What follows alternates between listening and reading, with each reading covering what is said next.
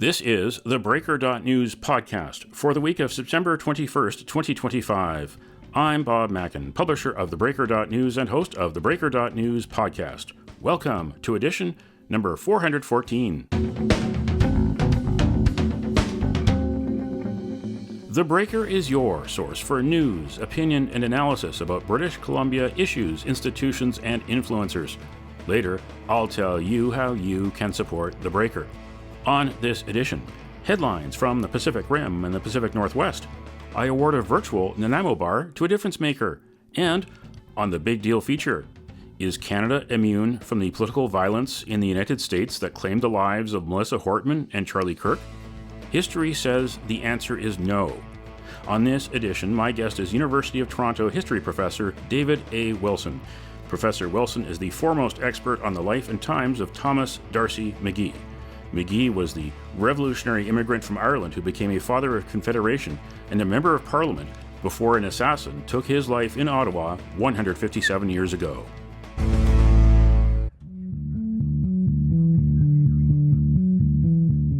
This is the big deal feature on the Breaker.news podcast. Political violence in the United States is one of the major storylines of the year.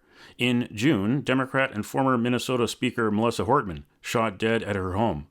In September, MAGA political organizer and podcaster Charlie Kirk shot dead at a university campus in Utah. Canada is not immune. Students of history remember the tragedy of Thomas D'Arcy McGee. He was an outspoken Irish nationalist, a poet, a journalist. He became a politician and co-founder of Canada's constitutional monarchy. McGee was a week shy of his 43rd birthday when he was assassinated in Ottawa in 1868. My guest is the foremost expert on Thomas D'Arcy McGee, University of Toronto professor David A. Wilson. Professor David A. Wilson is the author of 2 volumes on the life and times of Thomas D'Arcy McGee: Passion, Reason, and Politics, 1825 to 1857, and The Extreme Moderate, 1857 to 1868. Welcome to the podcast, Professor Wilson. Now, talk about the mood at the time in Canada. Set the stage for what Canada was like back in the mid-1850s. Canadians born in Britain and Ireland brought their issues from home with them to Canada, as well as the United States, which is where Thomas D'Arcy McGee went first before coming to Canada. I mean, the shadow of the United States certainly hung over Canada then, as it does now. The United States had been, I'll begin with the United States to set that context. The United States had been riven with nativism, not entirely dissimilar to the MAGA movement now, in fact. Much of this nativist ideology was directed against immigrants, and specifically Catholic immigrants, and even more specifically Irish Catholic immigrants. So McGee is an Irish Catholic immigrant to the United States between 1848 and 1857, felt the full force of that and resisted it very strongly. You mentioned Charlie Kirk in your introductory comments. I would say D'Arcy McGee and Charlie Kirk were nothing like one another. The only thing they had in common was that they were assassinated. McGee would have stood up very strongly against the MAGA movement, of which Charlie Kirk was a part. We know that because that's exactly what he did in the United States in the 1850s, which is a major reason why he came to Canada. He regarded Canada as a more peaceful society, a more measured society. He once wrote that in the United States, everything was at fever pitch, constantly at fever pitch, whereas in Canada, things operated in a much more relaxed way. He was very impressed with the fact that Catholics in Canada had their own educational system, which they did not have in the United States. And this, of course, was largely a consequence of the French fact.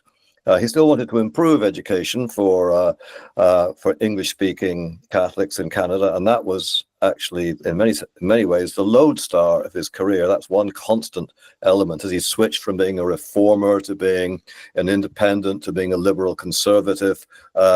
Improved separate school legislation was always front and center for him.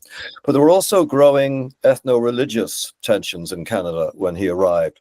The Orange Order, Irish origins, Irish Protestant origins, loyal to the Protestant throne, fiercely anti-Catholic, was growing at an extraordinary rate in the 1850s. It was really the heyday of Orangism. That ran headlong into ultramontane Catholicism, which was sort of a reorganization of Catholicism to make to give the Pope and the priests more power, and there were growing tensions between the two, and then these tensions were overlaid by, certainly in the 1860s, in the context of the American Civil War and in the aftermath of the Irish famine of 1845 to 51, they were overlaid with increasing tensions between Irish Protestant immigrants and natives, for that matter, and Irish Catholic immigrants and natives, for that matter. And we see the growth not only of the Orange Order in the 1850s, but in the 1860s of the Irish Revolutionary Fenian movement. And Magee had once been a Fenian in all but name. He had basically shared the central tenets of the organization that became the Fenian Brotherhood, right down to wanting a revolution in Canada. But he jettisoned that position in the light of his American experiences and in the light of Irish experiences as well. So he was strongly opposed to atavistic, ethno-religious groups in Canada, be they Orange men on the one side or be they Irish Revolutionary Fenians on the other. And I must point out in this respect, Canadians, when they think about the Fenians at all, generally see them as a bit of a joke and generally see them as an external force. Neither is correct. They were taken very seriously at the time, and there was a very significant Fenian underground in Canada that Magee did his best to combat. Thomas D'Arcy Magee packed a lot into his life, cut short a week shy of his 43rd birthday, moving to the United States, going back to Ireland during the famine, coming to Canada, settling, becoming a politician in Montreal, elected to the Province of Canada legislature. And you wrote that he knew how to play political hardball. He was a visionary who would be found cutting moral corners to attain his political objective. Now, he did go through that transformation of being a radical to a moderate, someone who wanted independence for Ireland, but came to Canada and then found a place inside a constitutional monarchy. By the time he arrived in Canada in 1857, he'd already gone through that transformation.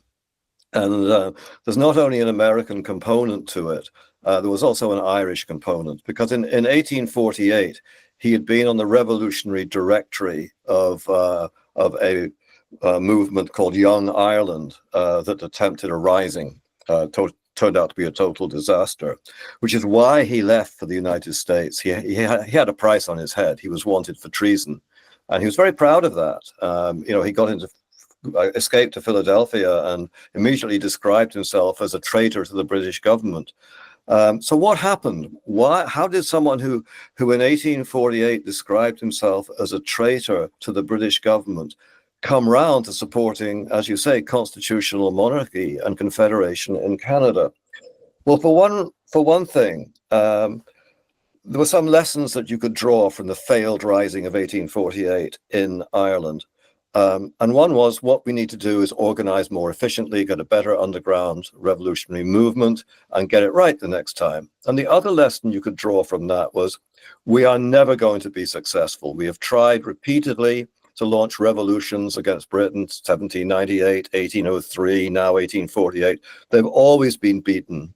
So instead of trying to attempt the impossible, what we should do instead is work for the amelioration of conditions in Ireland and reject revolution, because actually revolution would be counterproductive. The more revolutionary activity there would be in Ireland, the greater the reaction against it, and the greater reaction there'd be against any kind of reforms. So he moves in that direction. That takes care, in a sense, of his attitude to what would become Fenianism.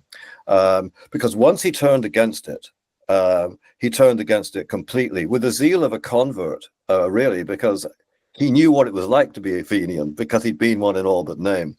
So that's one element. That was the sort of rejecting it. Then coming to the United States and being so disillusioned with the United States, not just because of nativism, but because of what he saw as the degradation of the Irish people in urban slums in the United States, what he saw as a society that was utterly materialistic, a society that was violent, a society that had very loose morals, a society where he didn't use the word celebrity, but basically he said it's a celebrity culture. He says it's just constant desire for nervous excitement in the United States, and if it isn't a singing star, and if it's not a boxer, why, good old fighting Catholics will do. So he was utterly disillusioned with the United States.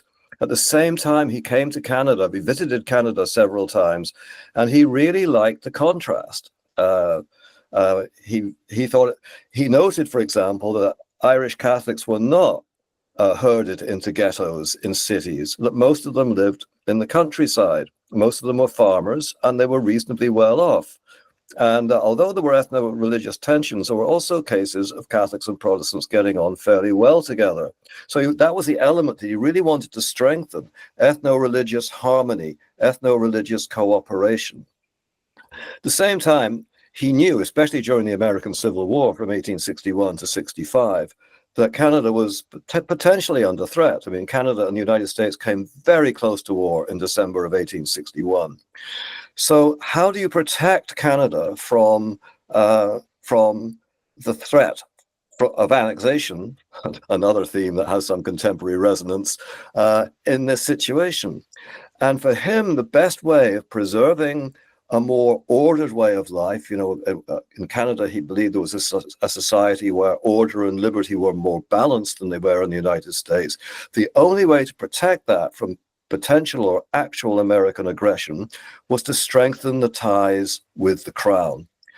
He even at one stage called for a British member of the royal family to become a king of Canada. Well, that didn't wash. That was never realistic. But the fact that he contemplated the idea is very interesting, because he wanted Britain to have a vested interest in protecting Canada from the United States. This was all to do with Canadian nationalism, and Britain operating as a protective force against the threat from the United States. So it's a fascinating journey. And yes, on details, he could and he did cut moral corners from time to time. No question about that.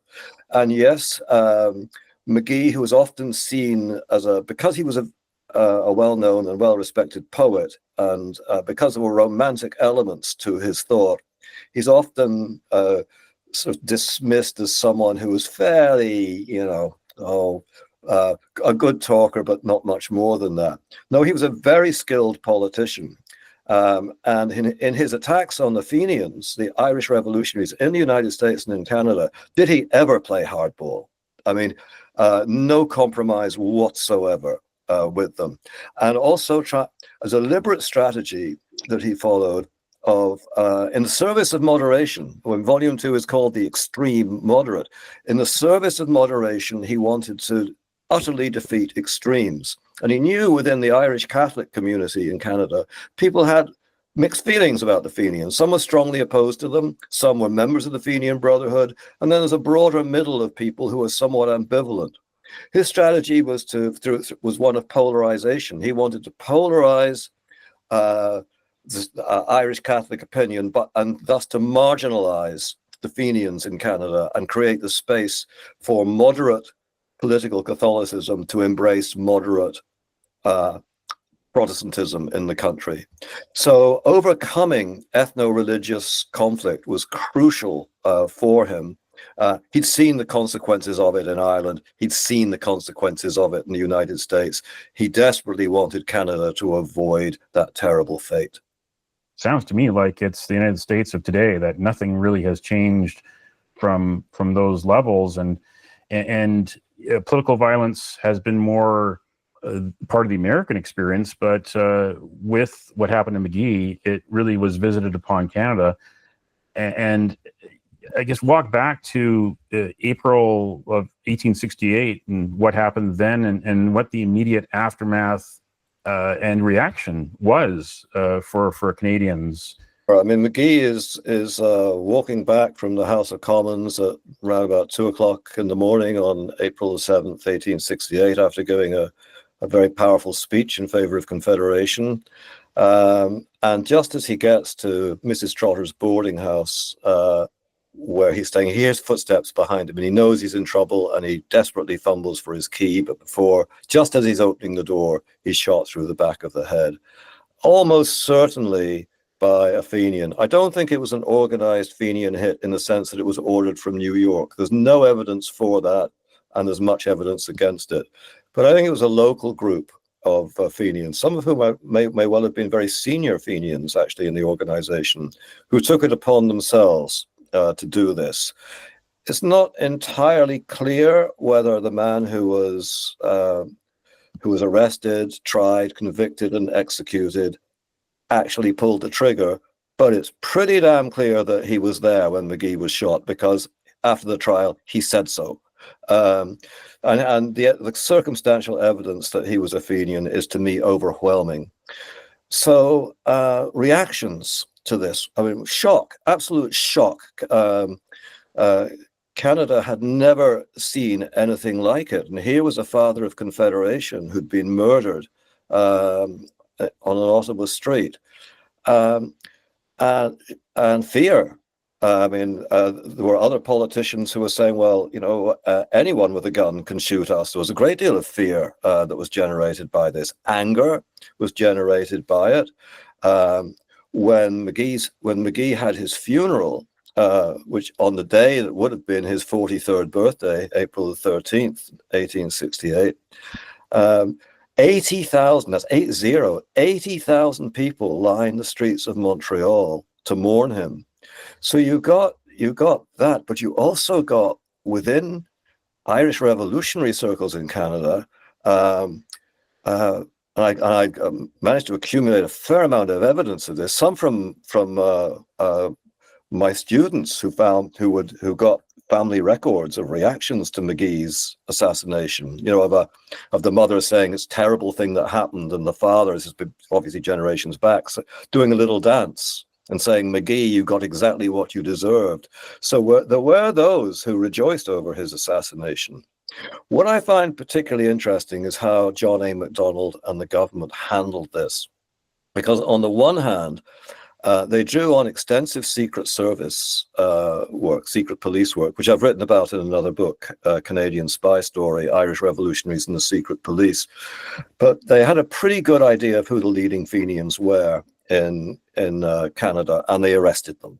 So that was one thing that happened. Under the suspension of habeas corpus, they were almost all released within a few months. But there was this attempt to not only crack open any potential cell of Fenians that had been behind the assassination, but also to hammer Fenianism by isolating its leaders.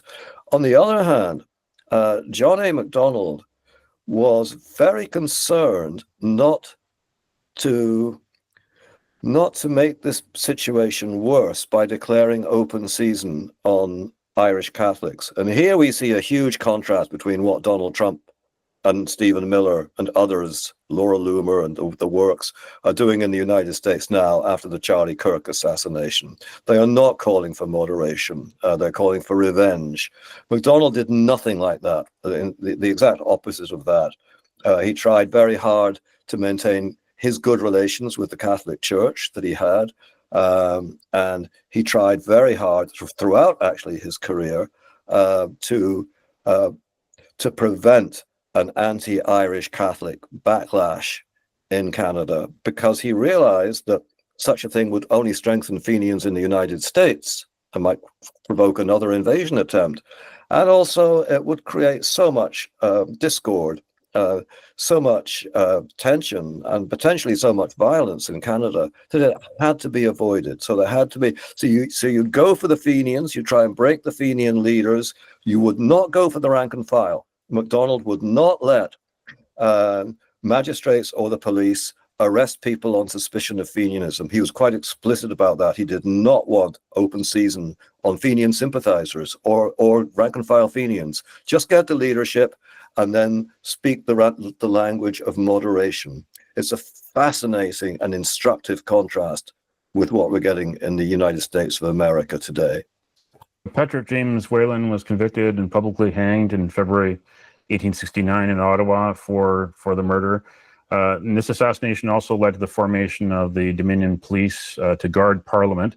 So that was one of the legacies there, to protect Parliament, to protect parliamentarians and the young democracy that Canada was.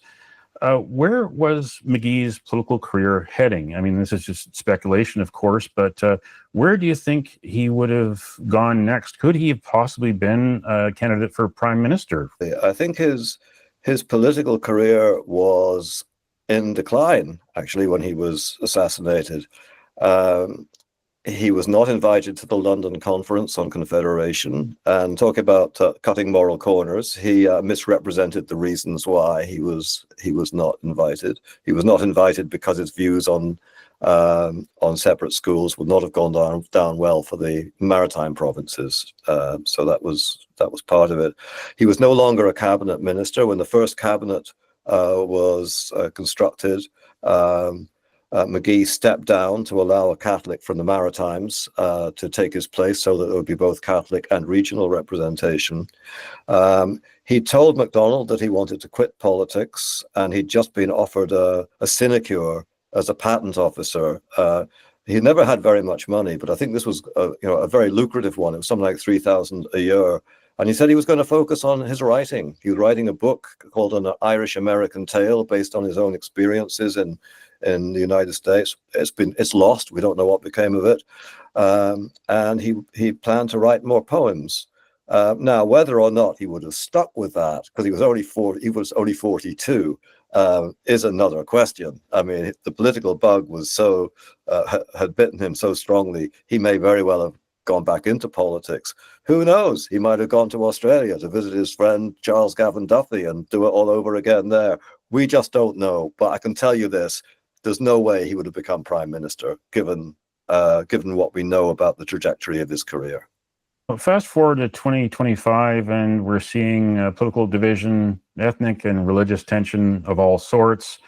We've seen in the wake of the Charlie Kirk assassination, various members of conservative movements in Canada very much in sympathy with that. Even before then, we saw them making alliances with the MAGA crowd as well. We're seeing other trends happen. Resurgence in recent years of Sikh separatism, the pro-Khalistan movement as a reaction to the Modi leadership in India.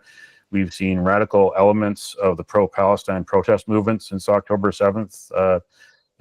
There are people within the movement, of course, who want peace and a ceasefire in the Middle East and a solution, but there's also some very radical who are very anti-Israel, and we've seen a new resurgence also of anti-Semitism in Canadian cities. We're also seeing identity politics and the culture war on the far right and the far left. Compare and contrast with what was going on back in the 1850s with what you see today in the streets of Canada, in the political arena of Canada, and on social media in Canada. There were serious ethno-religious tensions in Canada. There were not everywhere all the time, but there were certainly riots between Catholics and Protestants going on. Of course, there were English-French tensions in Canada as well. You mentioned sort of the international links of various ethnic groups in Canada. Now, this is something that concerned McGee a great deal. he once wrote that if we import the flames of foreign conflicts, I'm sort of badly paraphrasing here, but if we import the flames of foreign conflicts on Canadian forests, the result will be incendiary. We've got to stop that. So I would place him very much in the tradition, or I would place in his tradition those moderate members of Muslim communities and Sikh communities who stand against the militants and the extremists in their midst. And that is an extremely dangerous position to be in, as we know, that at the very least, life will be made very, very unpleasant for you, and at the very worst, you will get assassinated. It took a great deal of moral courage to hold that position, and McGee he made light of the death threats that he received, and he received tons of death threats. He made light of them, but we know from various comments of his friends after he died that he was actually very worried by them. But he said, if I don't stand up against ethnic extremism, who will? And how can I tell other people to do it if I'm not going to do it myself? So, he cut moral corners, but he also had a great deal of moral integrity and a great deal of courage. No question. That was my guest, Professor David A. Wilson from the University of Toronto. He is the author of 2 volumes on the life and times of Thomas D'Arcy McGee.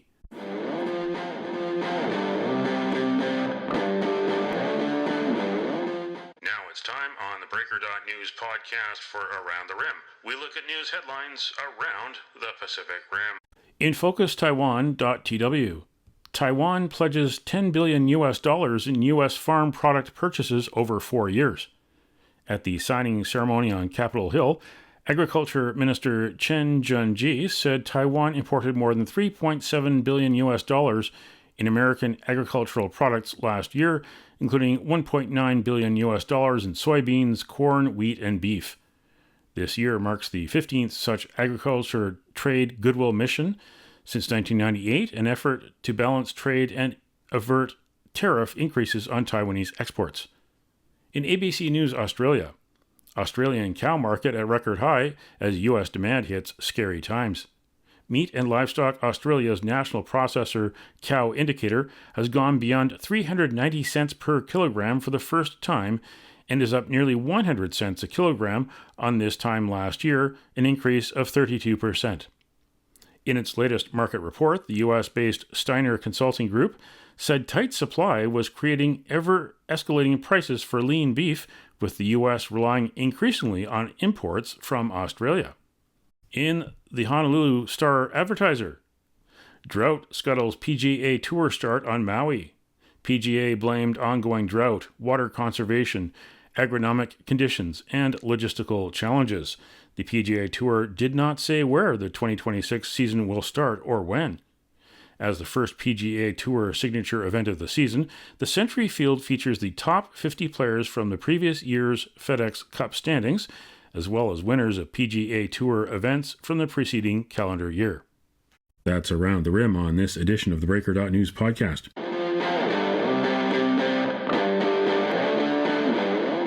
Now it's time on the Breaker.news podcast for Cascadia Calling.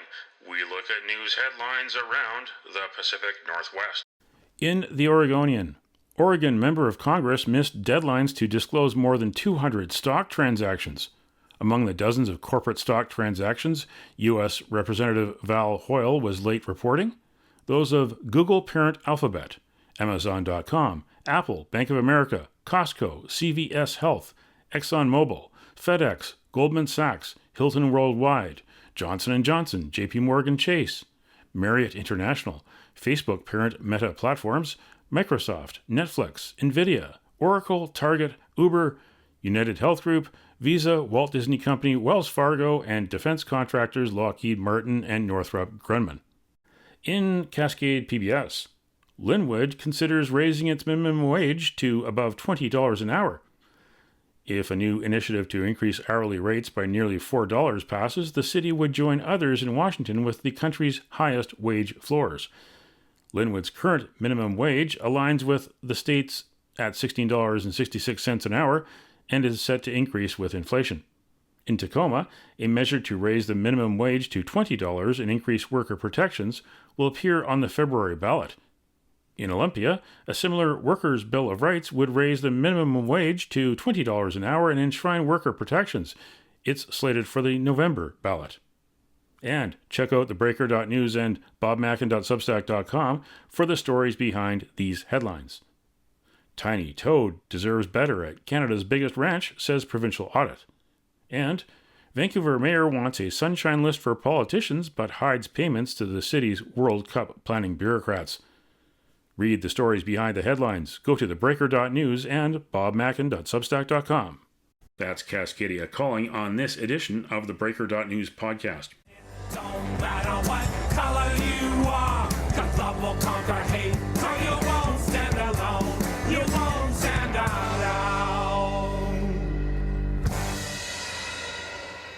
The Virtual Nanaimo Bar, brought to you by Spruce Hill Contracting. Every week we end the Breaker.news podcast on a tasty note by awarding the goodness of a virtual Nanaimo bar to people making a difference. A virtual version of the province's favorite dessert bar goes this week to doctors who treat head injuries and scientists who study the brain, researchers and advocates for sport safety. September 21st to 27th is Concussion Awareness Week in British Columbia. Look up the free online Concussion Awareness Training Tool. And you can nominate someone for a virtual Nanaimo bar. Send me an email to bob@theBreaker.news.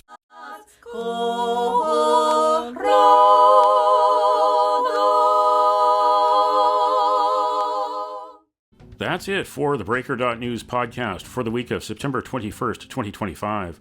I'm Bob Mackin. Thanks for joining me. Did you know that on the 21st of September in 1937, The Hobbit by J.R.R. Tolkien was published? So began the journey of Bilbo Baggins. Now you know. Send me your feedback. Send me your story ideas to bob@theBreaker.news. Bookmark theBreaker.news. You can also find us at theBreaker.ca. And introducing bobmackin.substack.com. Visit me there too. Sign up for the free email newsletter and get updates to your inbox, or follow The Breaker News for news as it happens on X, formerly Twitter. And you can support The Breaker for as little as $7 a month. For more information, go to bobmackin.substack.com. Until next week.